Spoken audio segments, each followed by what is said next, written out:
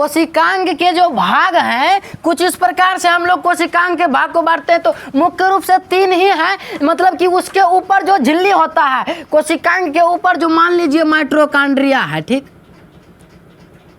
तो माइटोकॉन्ड्रिया के ऊपर झिल्ली आवरण ये कैसे घिरा हुआ है, कितने आवरण से घिरा हुआ है, इसी को बोलते हैं झिल्ली। कि उसके ऊपर उसके आधार पर हम लोग बांटते हैं, ठीक ना। जैसे मान लो दोहरी झिल्ली के आधार पर, एकल झिल्ली के आधार पर, झिल्ली विहीन के आधार पर या अन्य आधार पर, इस प्रकार से हम लोग कोशिकांग को बांटते हैं, समझते हैं। तो जैसे इस पे क्या गो आवरण है, 2 गो आवरण है, तो इसका नाम पड़ जाएगा दोहरी झिल्ली। जिस पे 1 गो आवरण रहेगा उसका नाम पड़ जाएगा एकल झिल्ली। और जिस पे आवरण नहीं रहेगा, जैसे राइबोसोम, इस पे आवरण है, ये तो विहीन है, आवरण विहीन है, तो इसके लिए इसका क्या नाम पड़ गया, झिल्ली विहीन नाम पड़ जाएगा। बात समझ में आया? हाँ, ठीक। आइए, तो पहले हम लोग बांटते हैं दोहरी झिल्ली के आधार पर, ठीक, जिसपे दो झिल्ली होता है कोशिकांग में, माइटोकॉन्ड्रिया में 2 झिल्ली होता है, हरित लवक में 2 झिल्ली होता है, अब केंद्रकों में 2 झिल्ली होता है, हम लोग देखे थे ना।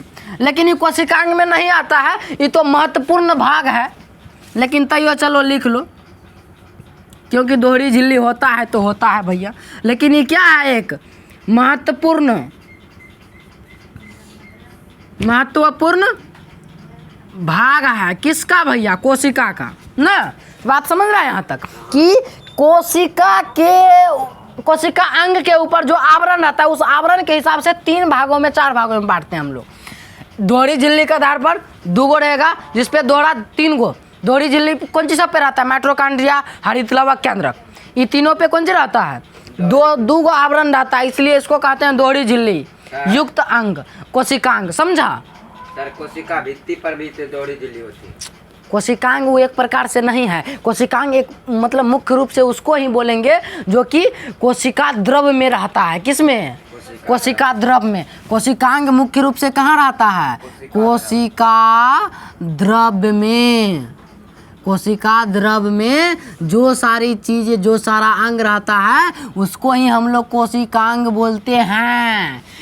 माइटोकॉन्ड्रिया, हरित लवक, केंद्रक पे 2 गो आवरण होता है, इसलिए हम लोग इसको दोहरी झिल्ली युक्त कोशिकांग बोलेंगे। समझ में आया? आइए, जिस पे 1 गो झिल्ली रहेगा, जैसे अंतःप्रदर्भी जालिका 1-1 झिल्ली रहता है, गोल्जी का 1-1 झिल्ली रहता है, लाइसोसोम 1-1 झिल्ली रहता है, इसलिए इसको बोलेंगे हम लोग एकल झिल्ली युक्त कोशिकांग।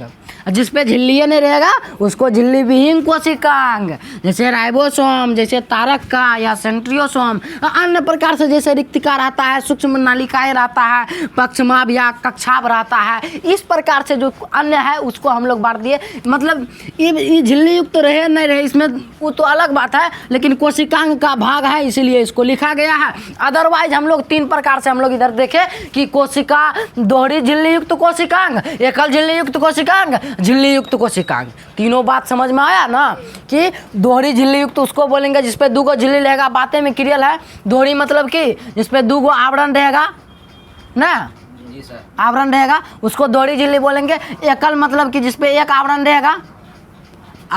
विहीन मतलब जिसपे कि कोई आवरण नहीं है, बिना आवरण का है। समझ में आ रहा है ना? तो इस प्रकार से हम लोग बांटते हैं कोशिकांग को। यहाँ तक समझ में आया? अब इन सारी चीज़ों के बारे में हम लोग एक-एक चीज़ को डिटेल में समझते हैं। आइए।